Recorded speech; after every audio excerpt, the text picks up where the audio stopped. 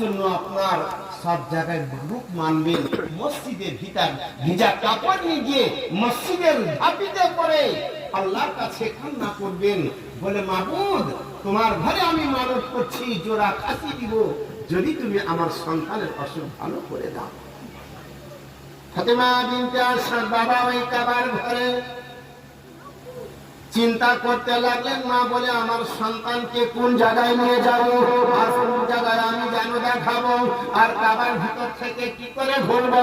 আমার আল্লাহর কাছে ফরিয়াদ করলেন, বলে ফাতেমা বিনতে আসাদ তুমি চিন্তা করো না, আমি আল্লাহ যেমন ঢুকিয়েছি আবার তোমাকে ঘর থেকে বাহির করবো।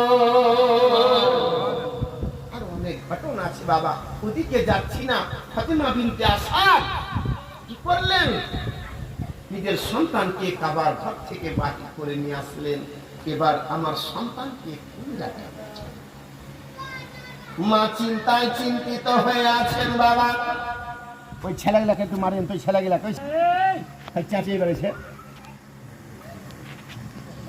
ফাতেমা বিনতে আসাদ রাদিয়াল্লাহু তাআলা আনহা ওই বাবাকে যেন কোলে নিয়েছেন মা।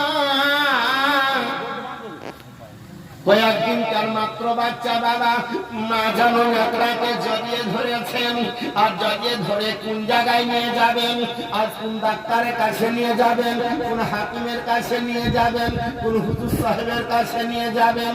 আমার ফাতেমা বিনতে আসাদ যেন চিন্তা করলো, বলে আজকে আমি কোথায় নিয়ে যাই।